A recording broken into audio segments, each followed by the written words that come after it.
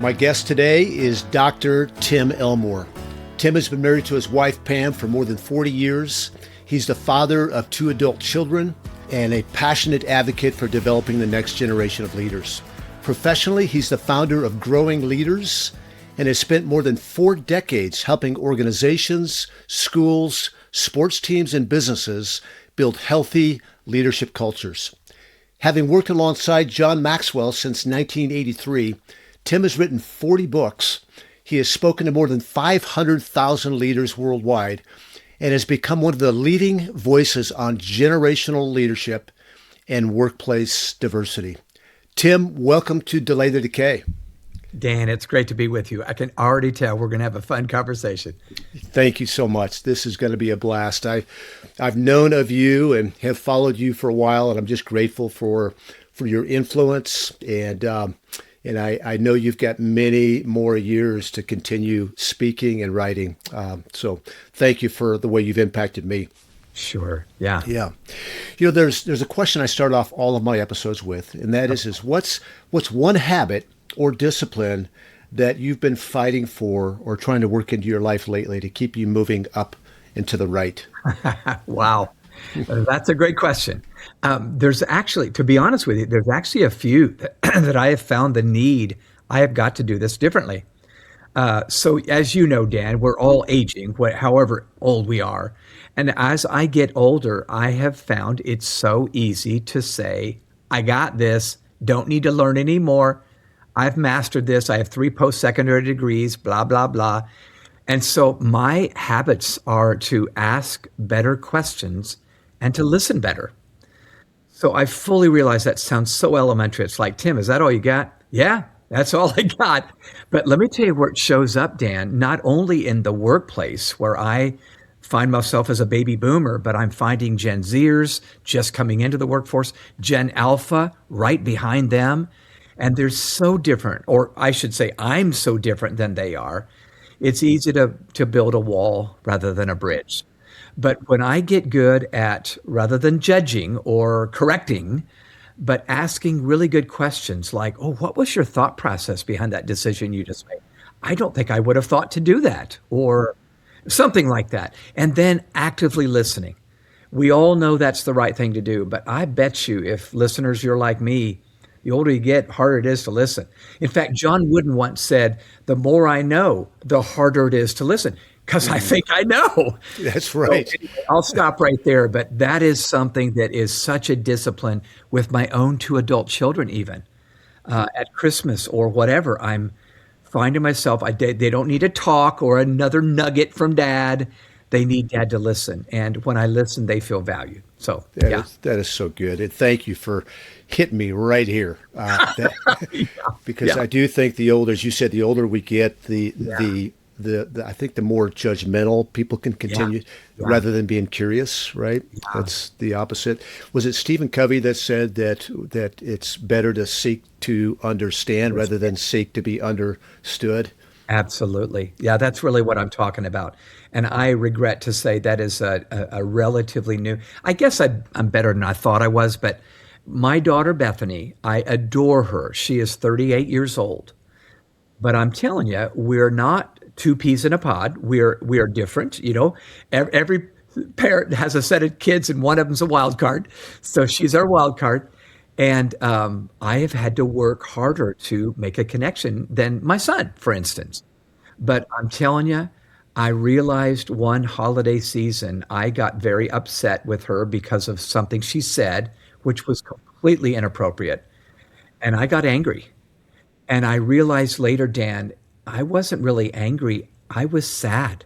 I wasn't mad. I was sad. I was grieving over what she had said and so disappointed. But I called her and I said, I got to be honest with you. I know I got upset. I'm so sorry.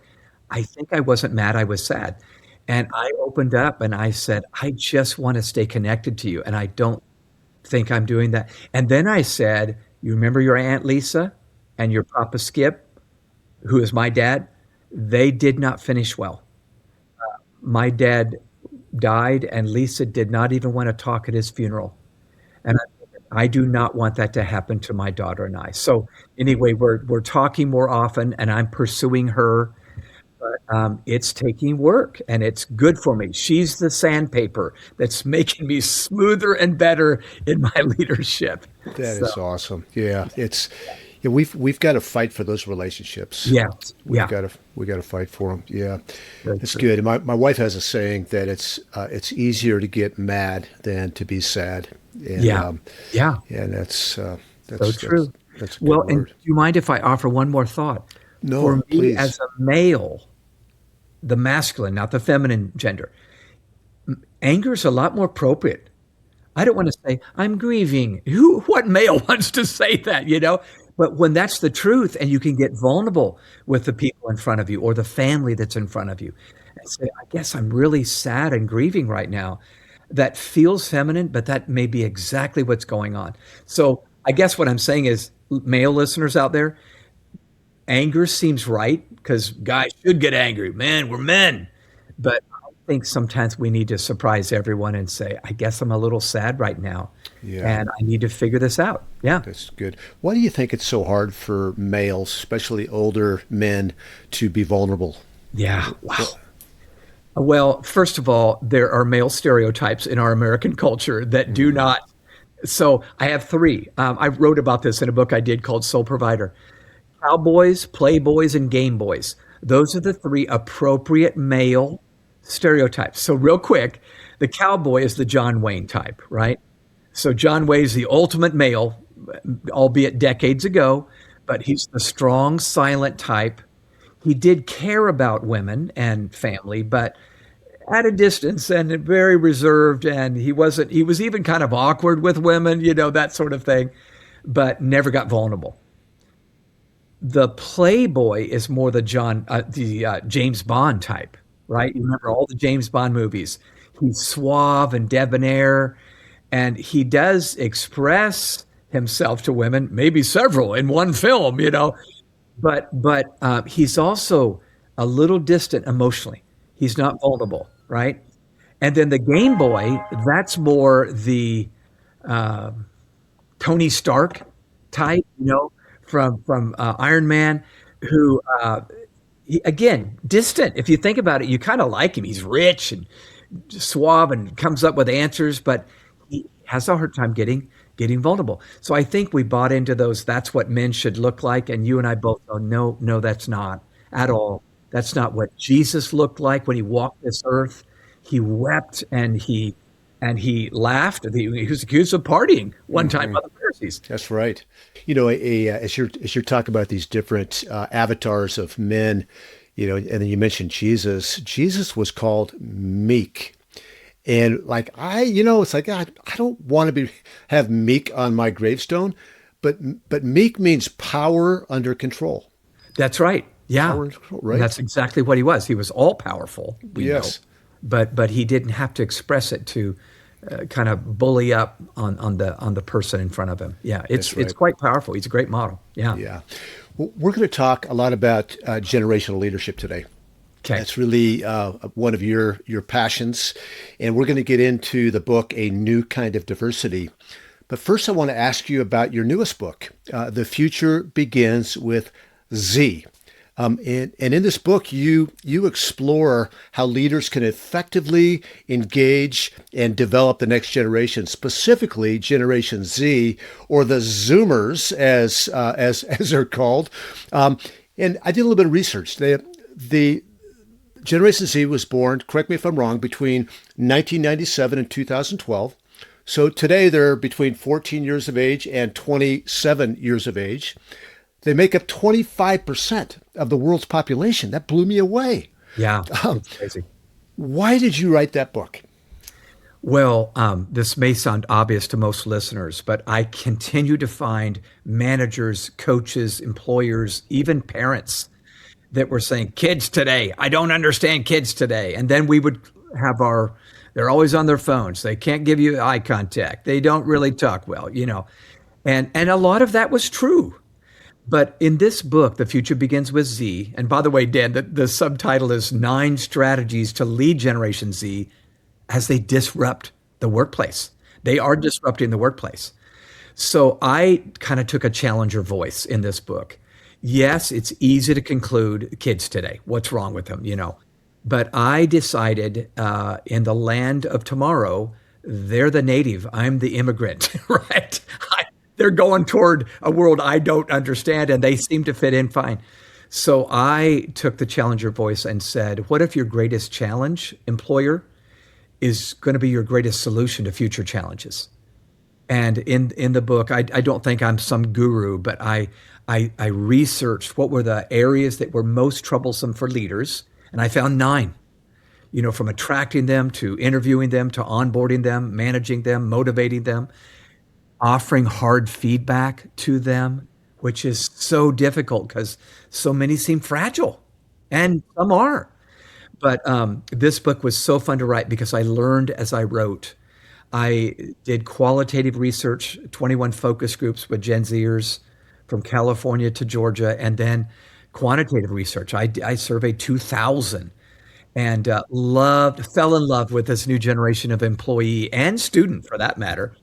And for some of you listening, it's your kid, and you don't quite understand that son or daughter who may be a teenager or a 20-something. So my goal was to really challenge the typical stereotype we have of kids and say, maybe there's something there we didn't see. Yeah. As you look at Gen Z, what are some of the profound ways that we're going to look back on and see how they disrupted the economy and the workplace? What do they bring to the table? Okay. There's a few that immediately come to mind. My research showed me that 7 out of 10 plan to be an entrepreneur. Wow. I know. Now, will they all succeed? Probably not. But they want to be, which tells me a few things. One, it means I think they're looking out at current organizations and saying, I think I'd rather start something than join something. We seem antiquated sometimes, Dan. The way we do things, our strategy and methodology seems like, So that would be one. In fact, can I tell a quick story? In chapter 1 of the Gen Z book, I talk about Colin Webb, who's been a friend of mine for several years, met him in high school. Colin's a smart kid, went off to MIT, did well at MIT. Yeah, so he's smart. When he graduated, Dan, you can imagine he had lots of job offers. So he decided to move to Detroit, Michigan, and work for one of the big 3 automakers, General Motors. So he goes to work for General Motors in the smart car division. But within a few weeks, this is classic Gen Z, within a few weeks, he realizes, wow, there's a few things they could do better here. And granted, GM's been around forever. They probably have some older models of doing business and things. So Colin starts writing down a list of things they need to do professional development. They need to do this system better. They need to do that process better.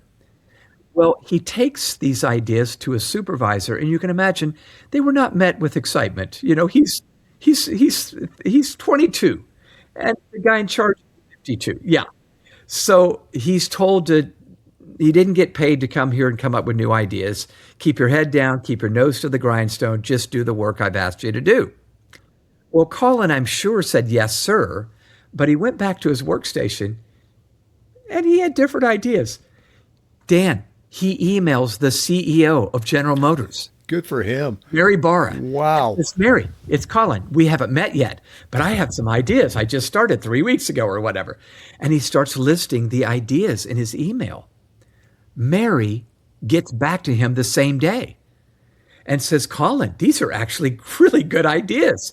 Let me take them to my executive team and let's see, what they say. Well, they all agreed, this exec team, that these are really good ideas. But as those ideas made their way down the organizational chart, as you can imagine, they started dying on the vine. In fact, when they got to Colin's supervisor, that level, once again, they were dead upon arrival. His manager said again, Colin, we didn't pay you to come up with new ideas. You need to be around here 8 years, he was told, before you get to do any leadership. Well, Dan, you might as well have told him to leave the company. And within less than a year, no, it was about a year. He stayed a year. Colin quit the company and has since then started 2 companies. Yeah, in fact, just sold one of them. He's doing quite well financially. And now he started a company called Avatar Robotics, where he can be in Florida, pick up an object, and something moves in San Francisco. I do not know how he does this, but I know this. I told Colin, I may be working for you one day, son. Yes. So I know not every Gen Zer is like this, but this is a picture. Gotcha. They may be our greatest challenge, but they might be our greatest solution if we'd stop and listen, not just lecture. And that's, of course, what are the goals I try to accomplish in this book. Yeah. That had to be a thrill, meeting young people like Colin that are just crushing it. Yeah. It restored my hope in the future. Yeah. Are some things going wrong in America? Absolutely, they are. We need to delay the decay right now. That's right. Yes. But there are some hopeful signals. Yeah. And if we can build a bridge to that 20-something instead of a wall, which is so easy to do. You're a great storyteller. I could just listen to that all day long. Would it be a true statement that every generation makes some course corrections from what the previous generation was doing? Like they're responding to what they didn't like in some ways and to what's missing? Absolutely. In fact, Neil Howe has done some great research. Here's what he says. Every new generation, as they grow up, breaks with the previous generation, corrects 2 generations ahead, and replaces 3 generations ahead. So here's an example. Think about your kids, okay? Our kids' generation would break with the previous. So Gen Z would say to the millennials, you're cool, but we're cooler, okay? You listen to, whatever, Taylor Swift. I listen to Billie Eilish or whatever, that. So you're cool, but we're cooler. That's always the newest generation. And then they correct, like you just said, 2 generations ahead. So that's often their parents' generation. So they would say, oh God, I will never do that to my children when I am a parent, and they're probably wrong, but they want to course correct. They want to do some of the things differently and by the way, Dan, yours and my generation, we did make some mistakes. Holy moly, that's a whole nother podcast. But listen to this. They replace 3 generations. So that would be often their grandparents' generation. They become very aware of the retiring and often dying generation at 75, 85, 90 years old. And that's where retro comes in. Phonographs are big again, are they not? They are, yes. And certain things. And you go, what is records? Going on here? Yeah. They want to replace what seems to be leaving the planet. Interesting. So breaking, correcting, and replacing tends to happen. And by the way, our generation did it. Our grandchildren's generation going to do it. But it's helpful, isn't it, just to know that and realize, okay, this is normal. This is normal. Yeah. Because if we don't recognize that it's normal and helpful, it's easy to get offended, actually. Yeah, it's so true. Right. And I have been offended too many times when I didn't need to be. I needed to chuckle and say, yeah, you might be right, So. I was challenged to do an episode, a little mini series called Generational Health. And I interviewed my 3 kids. I interviewed my wife, and then I interviewed a family therapist. And I just told my kids, I said, what I want to engage with you is what were you taught, or what did you catch? What were you caught? What was taught in your childhood that you're carrying forward into your life and your parenting? And what are the other things that were caught and taught? Yeah. That's like, no chance in hell am I going to go there right. with that. That's right. Yeah. And it was really fun because there are some things by God's grace that they carried forward, but there's other things. It's like, we're doing it different. Yeah. I love the fact that you did that. I have talked to my own kids about that, and Bethany has opinions, as you know, but it was great. It was wonderful. She's a therapist, by the way. She's a counselor. But here, Dan, you'll love this. My son, who is 33 years old, just made a Father's Day video for the church he works at. And he said, Dad, I wanted to send it to you. Well, I was very emotional because he said, let me tell you what my dad did right. And it was so cool because, so cool. With one of your kids, you might go, was I a lousy dad? What was up with that? And he just wanted to remind me of some of the things I did right. So it was cool. Yeah. That's so good. I think about the the command to honor your mother and father. And I think what that actually means is that bring forth the things that they did well, and and remind them of that, because otherwise Yes, we can focus on all the mistakes we made. it's so And true. yeah, I love that interpretation. I think it's spot on. hmm That's honoring, isn't it? To say, wait, mom, before you think before you, I don't know, find a ledge to jump off on, you need to know. I remember, Dan, this goes way back. My older sister was the wild card in our three siblings, and she gave my parents fits. And I remember one time just writing a poem for my mom and dad called Things Mom and Dad Did Right. They framed it, and it was up in the hallway. And I will remember that because they just needed one of their kids to say, "You actually did a great job." And maybe it's not all you. Maybe you're not connecting because she's got her own narratives that aren't exactly accurate, but they're feeling good to her. So, that's right. Are your parents still living, Tim? no, they passed away, and Okay, I honored both of them. It was easy, easy, easy that's at great. the memorials because I just thought for me, they were perfect. For me, they were perfect. Yeah. That's awesome. You know, I'm Yeah. my parents are still living at 90, 91, 92. Wow. Yeah. And they live about 90 miles, not 90 miles, about 60 miles away from us. And we try to get down there every 4 to 6 weeks. And all I want to do is have them tell stories and just recount their life. And then I just want to bless them. You know, I don't, you know, there's always things to talk about that maybe weren't perfect, didn't go right, but I don't want to focus on that at all. That's right. You know, Yeah. they I love the fact that you do that. My wife's parents are that at 96 and 95. wow. We fly out to San Diego from Atlanta often. Pam goes more than I do, but just to love on them and talk loudly to them. Exactly. That's right. But Yeah. it's always wonderful. And they Yes. are the picture perfect marriage. I tell you, they still hold hands. When they take a nap, they hold hands while they're taking a Oh, nap. that's It's awesome. awesome. Yeah. What a Really, model to follow. no kidding. Well, let's jump into this new kind of diversity. It's a subject I'm really interested in. I have a real interest in organizational health, and how to build strong cultures and whatnot. And when I first saw that you wrote this book, I go, wow, like this is a book that's needed out there, because when I stepped down as my last career was a pastor for 18 years. I stepped down January of 2024, and we had a model of plurality, where we were all equal in authority, but we had different roles.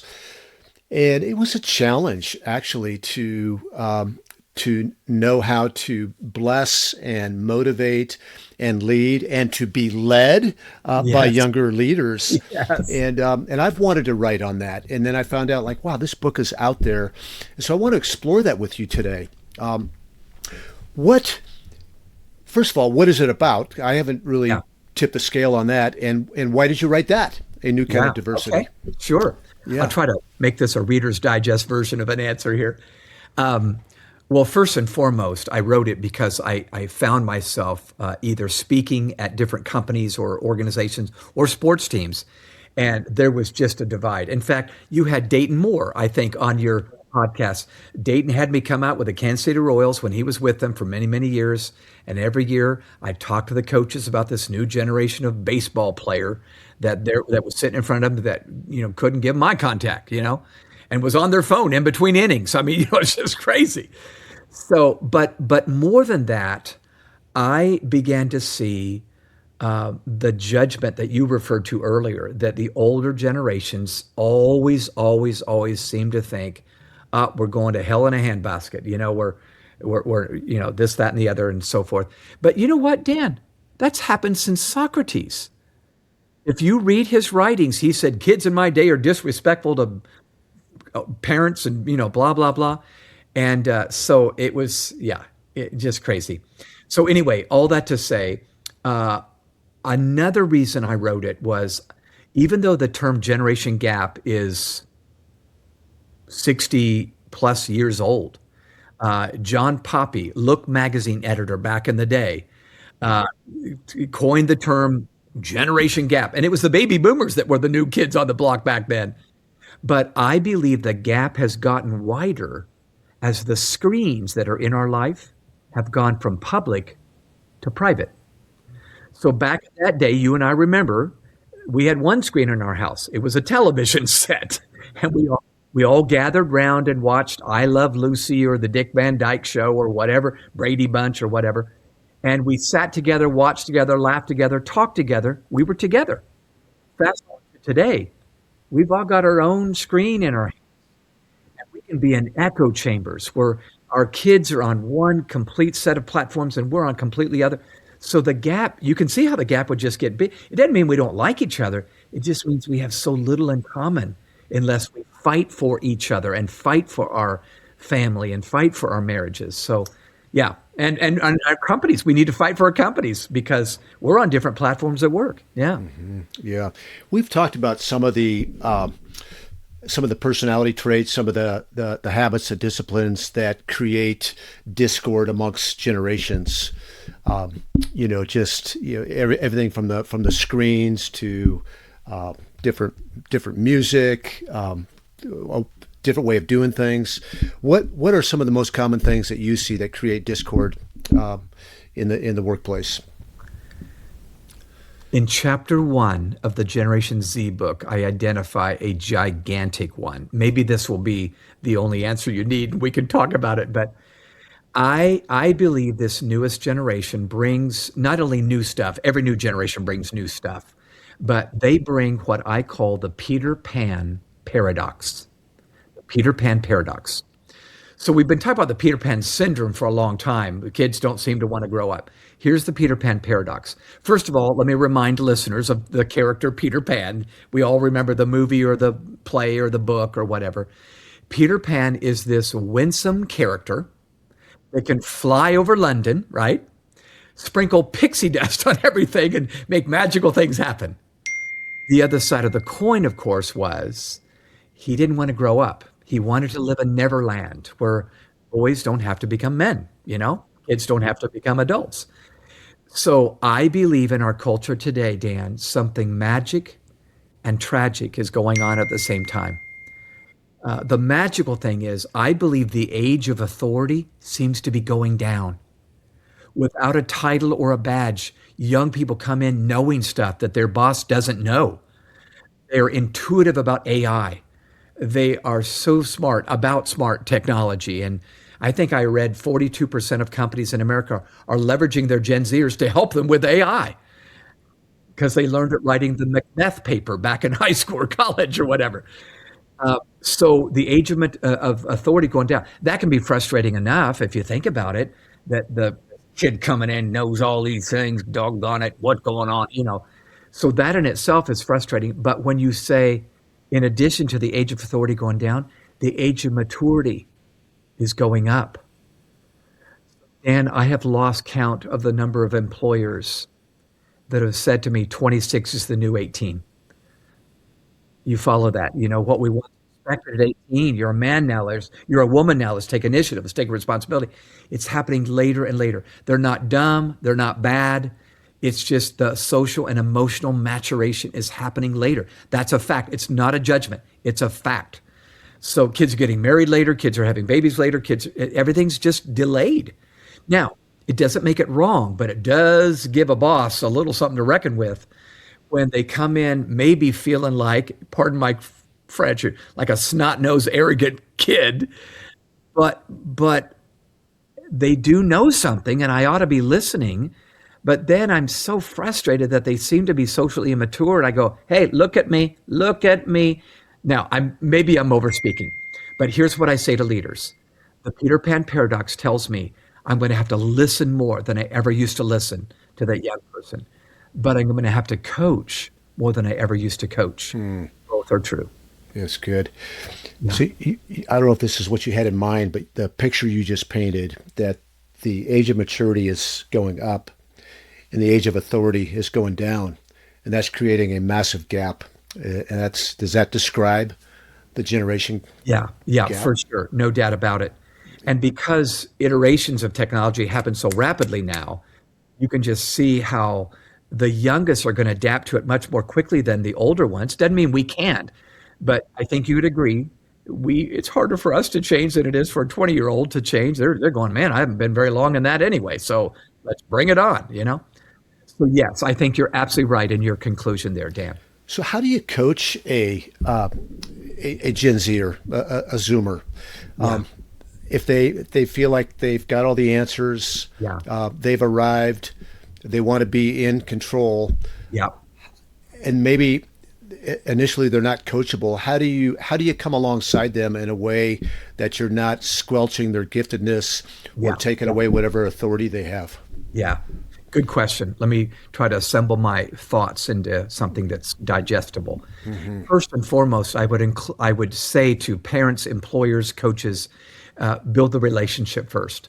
I know what you really want as results from that young team member. You get it through relationship. We need to build bridges of relationship that can bear the weight of truth, sometimes hard truth. So that would be number one. That probably seems obvious, but it isn't always. They see older generations as so, just result oriented. You don't really care. I'm a number to you. You'll kick me to the curb as soon as I'm not helpful, that sort of thing. So that would be number one. The second thing, though, is if you manage a young team member, if it's possible, manage by objective. In other words, we've been very prescriptive in our leadership because we think they don't know what the heck they're doing. And sometimes they don't know what the heck they're doing. But you know what I mean when I say prescriptive. Here's step one, here's step two, here's step three. Follow those steps. And that feels very condescending. It probably would have to me too when I was 22. But if you can manage by objective, saying, here's the objective I want you to reach. Now I'm going to let you have I'm going to lengthen the leash and let you, try it. Now, here's what happens. They either try it and succeed and surprise you, and you're applauding afterwards, or they don't succeed, and that gives you a chance to step in, and they're more motivated now because they didn't see it was as easy as they thought it was. And now you begin this process of coaching. And I have this sounds so cheesy, please forgive me, a 4-step process that I use all the time. It spells ALEG, A-L-E-G. You know how we said forever and ever, this is the leg you got to stand on here? So the letter A, going back to my opening comment that you asked me about, Dan, the letter A reminds me I need to start with asking, not telling them they're wrong, not correcting them with what they've done wrong, but asking. And like I said before, maybe I'm asking, can you help me understand ... Or what was the thought process you used there? I don't think I would have thought of that. But when I ask them questions like that, they feel valued. The boss is asking me about my thoughts. Not telling me, asking. That's right. Exactly. Yeah. The letter L is listen. So you ask, they feel valued. Listen, they feel heard. And by the way, my research tells me that's the number one request they come into work with from day one. I want to have a voice. I want to be heard. And of course, you and I started our career back in the day when we said, I probably have to wait a year before anybody listens to me, or longer. That's right. So they want to be heard. So listen, and they feel heard. David Augsburger said, being heard is so close to being loved that for the average person, it's indistinguishable. It's powerful, isn't it? Yeah. True about our kids too. The letter E is empathize. When I empathize, they feel understood. So even though I might be an older white male and they may be a younger black female, I've got to find ways to communicate as I'm listening. Oh my gosh, I had no idea that happened last month. Or I bet that made you feel horrible when that happened. But find language that fits, but communicate, volley back to them. I'm getting what you're saying. So think about it. Ask, they feel valued. Listen, they feel heard. Empathize, they feel understood. Now I've earned my right to practice the letter G, which is to guide them. And that's what I wanted to do in the first place, if you remember. But I've taken 10 or 15 minutes and I've earned my right to guide them through a bridge I built, not a badge I wear. And that, I think, is key to leading Gen Z. Yeah. Wow. That is brilliant. And that'll work parenting in the workplace. Yes. Right. So good. Thanks for coming up with that. Yeah, I've been reading a book recently called Buy Back Your Time by Dan Martell. And he I don't know if all boomers are this way, but my reflex for leadership is transactional leadership. Just get a job done rather than relational leadership. And he said the same thing you did in different words, is that for younger generations to don't tell them what to do, but focus on outcomes. This is the outcome that we're hoping for, right? And that's so hard to do. It's hard to do it in parenting because you want to protect the person or the organization. But how do you ever learn, or how do you ever feel empowered if you're not able to stumble along the way a few times? Oh my gosh, that's a parenting nugget right there. I feel like you're absolutely right. We know best. I will tell my child what to do. But that's not how they're going to live their adult life. You're going to do that at 40, mama? Is that what you're going to do? So, I think it's better to prepare the child for the path than the path for the child. Yeah. Mm-hmm. So, yeah. All right. Here's a big question that we've been dancing all around it, but how can leaders better understand a different generation without stereotyping them? yeah. Wow. I mean, is it going just operating through a leg? Is that the place to start? I do think that's a great place to start. At least that worked for me. Yeah. But I do think it's very easy to stereotype. But let me maybe help the listeners with this simple definition of stereotype. I think when we stereotype, we're taking mental shortcuts. We don't really want to get to know that person. We hear one story, go, I know it. I know it. They're all like that. And of course, we know that's not true. And by the way, we didn't want to be stereotyped back in the day when we were 25 years old. So I think we need to stop with the shortcuts and really listen to that person, knowing they might be addicted to technology or whatever. But I want to give them the chance to show me who they are. So I'll stop right there. But I feel like that's my way to get around the temptation to stereotype, is to give them a chance to undo what I might think. Yeah.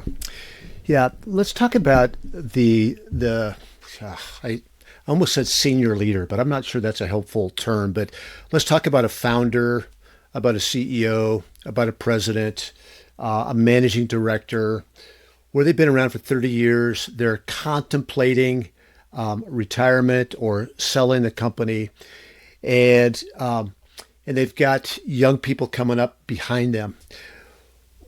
When does a leader move from building the organization to building into the people that will someday lead the organization? And I'll just preface it. I will add to my question by saying this: I've seen a lot of leaders in that scenario that when they're ready to retire, when they're ready to sell, then they start thinking about, that's right. Oh, yeah, like who's gonna I haven't trained anybody up. But when's the right time to start thinking about that? Wow, it's a great question. So probably my favorite book that I've written, is a book called The 8 Paradoxes of Great Leadership. I think we lead in complex times, a lot harder than 40 years ago when I started my career. And one of the paradoxes is, I think uncommon leaders balance both visibility and invisibility. And they know when to be visible and invisible. That's what we're talking about here. So my case study on that particular paradox was Dr. Martin Luther King. So certainly not a perfect man, but he balanced this paradox way back, 50, 60 years ago. So from 1955 to 1963, he was a very visible civil rights leader. He led the marches, he led the boycotts, he led the sit-ins, all those things. He was a very visible example of what he was expecting those other protesters to take. In 1963, when he made that famous speech, I Have a Dream, it's almost like after that time, he didn't step away from the civil rights movement, but his leadership was different. He attended only the meetings he had to be there, like with the President of the United States. But he let some of those younger leaders step up. And so he knew for them to step up, he'd have to step out. So there'd be meetings where a young John Lewis would call Dr. King and say, Dr. King, you should be in this meeting. This is the one you usually lead. And Dr. King would go, no, I don't. You know what to do, John. You know what to say. Because think about it. Dr. King was very aware. If he was there, they would always defer to him. They would always defer to him. Just like if you're the lead pastor, they're going to defer to you, you know? But when you're stepping back, now it's scary at first for John Lewis or Jesse Jackson or whoever else was there. But Dr. King thought, they are never going to step up while I'm alive unless I'm not in the room. So to your point, to your question, how do you know? I think you know when they have watched you do it many, many times. They could answer the question for you if need be, if you know, that sort of thing, when somebody brings up a question. I remember when we started certifying people in my Habitudes curriculum. Holly and JT had seen me do it. I was leading the thing, and I thought, you know what? I need to not be there so they can do it. And I remember it, and it went fine. In fact, pretty soon they did it as well as I could. Next thing I knew, they were doing it better than I could. But I had to swallow my ego, let go of the reins, and become invisible. So I hope that's at least a partial satisfying answer to your question. Very much so. And I think you made a comparison between succession planning and succession development. And that's really what you're talking about. It's good to plan, but we can't plan without really developing the people that are coming up behind us. That's really true. Yeah, it's silly to think that they'll just automatically be. And then, you know what else I noticed? Both churches and businesses were not good at developing people, so we're hiring from the outside. Now, sometimes that's okay, but that might be a signal you're not doing a very good job developing your people, Bob, because if you're always looking outside, that means there's a pipeline missing. So That's right. Yeah. I'll stop there. Yeah. Yeah. I've had really had three careers. One I'm in right now, but the first I was a financial consultant for 20 years. And the second I was a pastor for 18 years. And when I left, it was Smith Barney at the time. When I stepped down from there, I handed my clients off, knew that they would be taken care of, and I didn't look back because I'd been called to a different thing. I knew they would be taken care of. But when I left the pastorate, we stayed in the church for a year and a half, and it was hard for us to stay. Every Sunday I went back, it was just like walking on glass for me. And here's the irony. The new leaders were crushing it. The church was healthier without me than it was with me. But I was walking back in without an identity, without any role. They were making some changes that objectively, they were probably good changes, but they were hard for me to experience because they're things that I had put in place. I don't know if you can speak to that at all about leaders that have done the planning, they've done the developing, and now maybe they're staying on the board as chairman of the board, no longer president or CEO. Any principles or any just even opinions on if that should happen? Is that a good thing? Is that a bad thing? Yeah, it's a great question. And I don't know that I'm qualified to say it's a good thing or bad thing, but let me tell you what I learned as I handed off Growing Leaders. So I started Growing Leaders in 2003. We just merged with the Maxwell Leadership Foundation, which was a wonderful merge. I started with John in my career, and now he approached me and said, what do you think about merging? But when we merged, Dan, I turned over the reins. I'm not doing the hiring and firing. I'm not doing the operations anymore. Part of that's a blessing, and I think you would agree. Part of that's great. But I had to determine that my identity was not completely found in that organization. And for a guy, our work is pretty central. So I'll say something that may sound cliche. Please forgive me, listeners.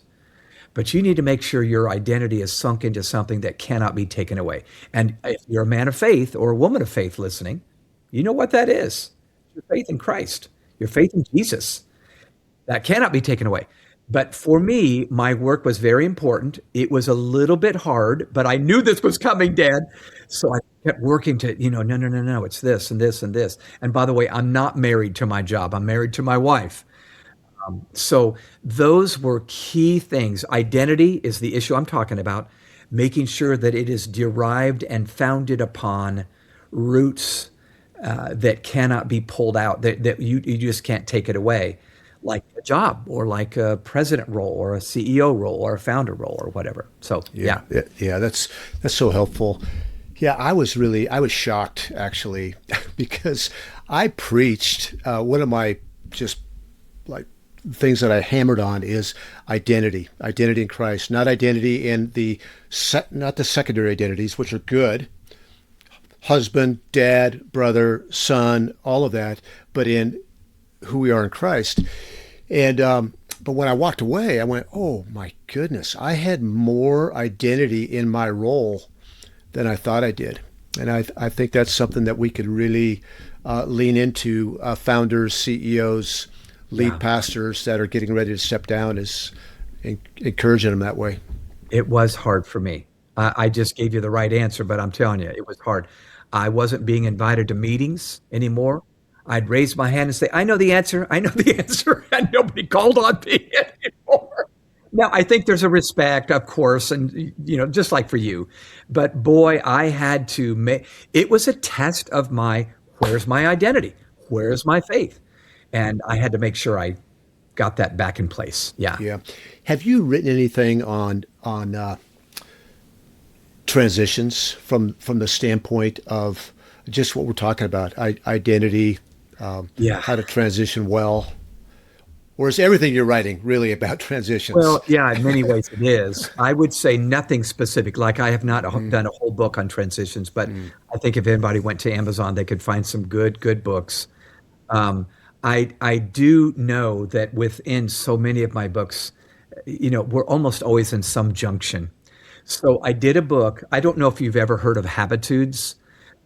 Okay, so that's what Dayton had his minor league coaches and managers use back with his young ball players. So listeners, Habitudes are images that form leadership habits and attitudes. It's a way of learning a timeless principle through the power of a picture. One of the Habitudes books is called Habitudes for the Journey, and it's all about times of transition. For instance, the very first image, it's very simple, but it's called Windshields and Rearview Mirrors. When my dad taught me how to drive way back when I was 16, I don't know why, but he waited till we got on the freeway to explain the rearview mirror. So I'm driving along at 16, 55 miles an hour. Oh, by the way, well, I got mesmerized by the rearview mirror. And we almost had a wreck. He had to have me pull over, and he said, Tim, you're supposed to glance at the rearview mirror and gaze out the windshield, not the other way around. But isn't that true about life? We should not be gazing at the rearview mirror. We should be glancing and gazing ahead. So I know it seems silly, but boy, you'll be amazed when I survey leaders, when I teach this, how many are still looking back, because that was a sure thing. And I had my glory days back in 2015. Yeah, look good. So, that's really good. Hey, for any listeners that are wondering why Tim was driving 55 miles an hour, that was the maximum speed limit back in the day. So Thank you, Dan. Go. 100%. Yeah, I didn't want them to think that you're in the right lane going 55 on a 70 mile an hour.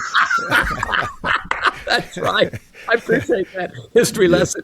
Yeah, I love that picture. The windshield. Look to the windshield, not the rearview mirror.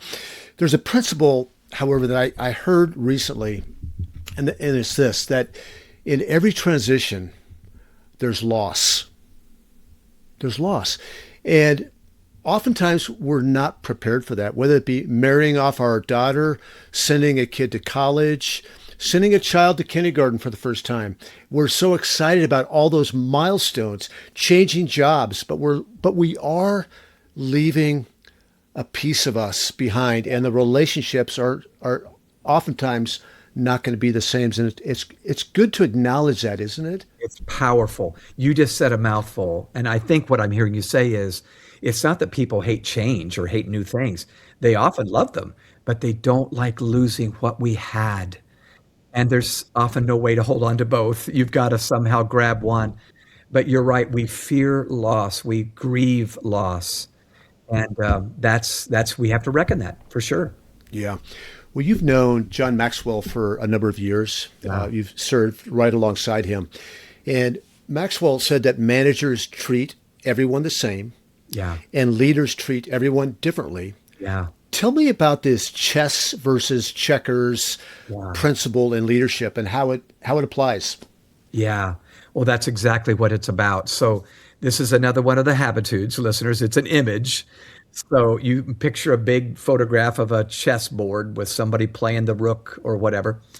I basically think that when you play the game of checkers, even though it has the very same game board as chess, you move your pieces very differently than when you play chess. In checkers, all your pieces look alike, they all move alike, so you treat them all alike.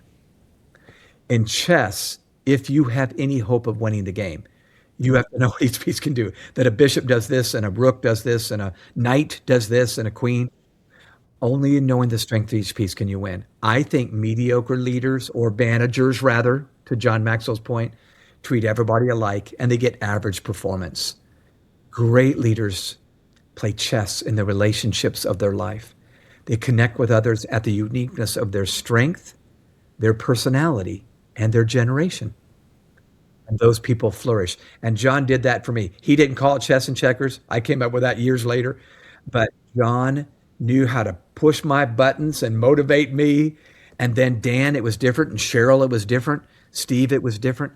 But he was very good at knowing what to do to motivate. And so I just think we got to do the work. Here's why we don't do the work of playing chess.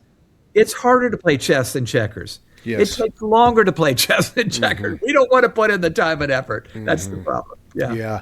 And so many founders, CEOs, point leaders, they're already busy, and it's a lot of work getting to know this guy. Or this gal. I'd rather just tell them what to do, but they're not going to get the outcome they're looking for. Well, we're winding down here, and I'm just sorry this is an hour, actually, because there's so much to be tapped yet. But I want to maybe end with this question. Give our listeners one or two activities. Are there one or two activities that might help them close the generation gap? I realize it's a broad question, but what are one or two activities, whether you're young or old?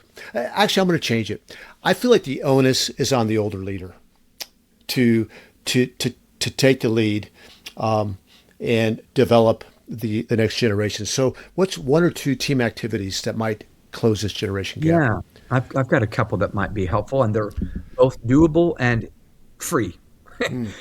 So the first one is my favorite, and it's simply called reverse mentoring. So that's where a younger and older generation person will get together. Maybe they go to Starbucks and get a coffee or a latte, but the first thing they do is swap stories. I have found if you're 60-something and 20-something, you'll always find something in common when you swap stories. But after that, the older will invest in the younger and maybe share some ways that here's how to succeed at this company or something like that. But you're sharing from your maybe timeless wisdom. But then you switch hats, so to speak. And you give them the mentor hat and you take the mentee hat. And they are investing in you or pouring into you. When I did this I still do this with Andrew. Andrew's 30 years younger than me. Cam is 40 years younger than me.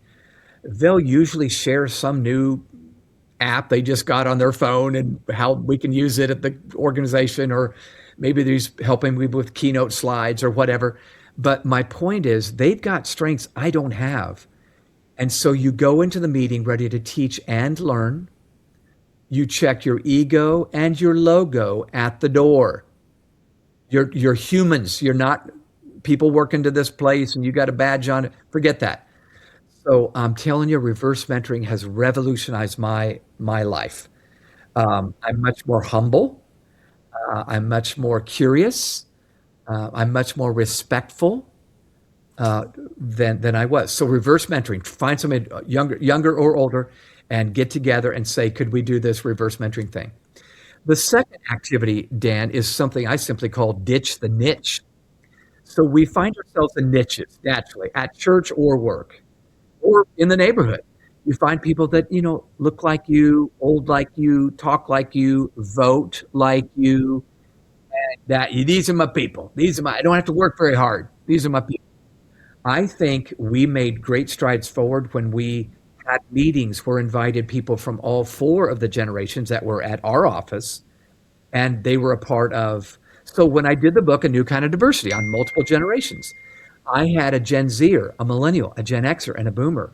And I asked them, how would you market this to your generation? How would you market it to yours? And they all had different ideas because we speak in different communication styles and platforms. It was so helpful. I would have done it just right for the boomers. I didn't know how to do it for the, but everybody was included. Everybody had a voice. Every now and then, Dan, we'd have leadership team meetings and we'd invite the two youngest generations that weren't normally in that meeting. And they had a voice. This was so helpful to allow them not just to sit in, but actually say something. Yeah. That's really helpful, Tim. I've got I do pre-podcast interviews, as you know, just try to get to know my guests. And I'm interviewing a soccer broadcaster next week, a pretty well-known soccer broadcaster during the World Cup.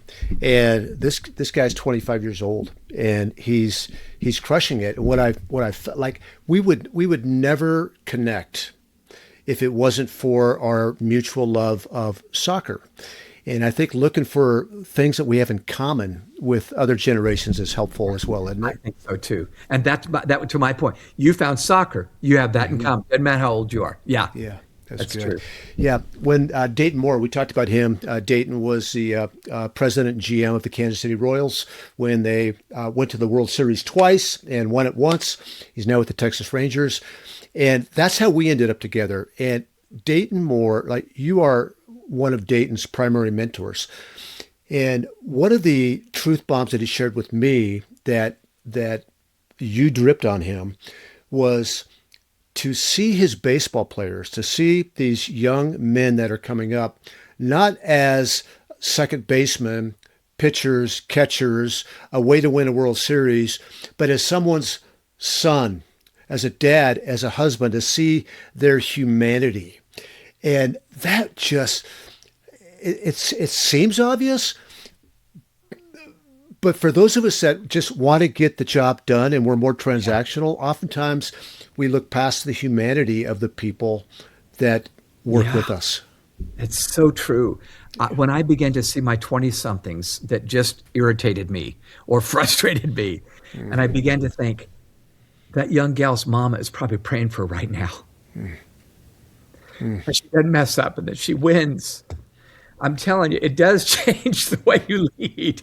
And it doesn't mean you're not a velvet brick. You got to have a little brick along with the velvet. But I'm telling you, it just changes the way you relate to them a whole bunch. So good. Yeah. Well, Tim, I can tell that you don't just write or speak from theory, that you're a practitioner, that you and you're a lifelong learner. And we often say on this podcast that no matter what our bio is or our pedigree, we're all people in process. And you exemplify that. You've got so much wisdom to offer, yet you're still growing, and with all these degrees and these books and all that. So thanks for modeling that. Oh, well, I'm trying, but I do want to be what you just described, a lifelong learner, curious, still teachable, learning from my own kids, not just my older, folks like me. So, but thanks. It's been a joy to be with you, Dan. This has been great. Thank you. We say oftentimes on Delay to Decay that this life that we have been given, this life that we steward, it's about direction, not perfection. When we get stuck in trying to be perfect or do the next perfect thing, we never take the right step in the direction. So I'll just throw one last question out to you. And if somebody has an idea that's burning in them to write a song, write a book, start a company, quit a secure job and go do something that God has just put in them, what would you say to them right now? Wow. Well, I pursue it because if it just lays dormant there, you'll never know. So take the risk to pursue. And maybe pursue means you start writing a paragraph a day or a song lyric a day. And then I'm a fan of beta testing. So let's say you want to start speaking. Take all the free gigs you can get and say, I'll come for free to the Rotary Club or Kiwanis Club or whatever, and just try it out. I feel like the information is not our problem, or the knowing is not our problem. It's the getting up off my bottom and doing something about it. So I would say that that's what I had to do with growing leaders. I had a secure job working under John Maxwell, getting mentored and paid and all that stuff. And I had to step out. Was it risky? A little bit. Was it scary? A lot. But boy, no regrets. So Thank you. Yeah. Well, ladies and gentlemen, Dr. Tim Elmore, and there's 40 books he's written. We've talked about a number of them. His latest book is The Future Begins with the Z, as in the Zoomers, Generation Z. And the one that I'm going to read all the way through is A New Kind of Diversity. So remember, it's about direction, not perfection. Take that next best step in the direction that God is leading you, and just get the courage to step out and know that you've been gifted to do the job. Tim, thanks again, my friend. Dan, it's been great to be with you. Look forward to the next time. Thank you.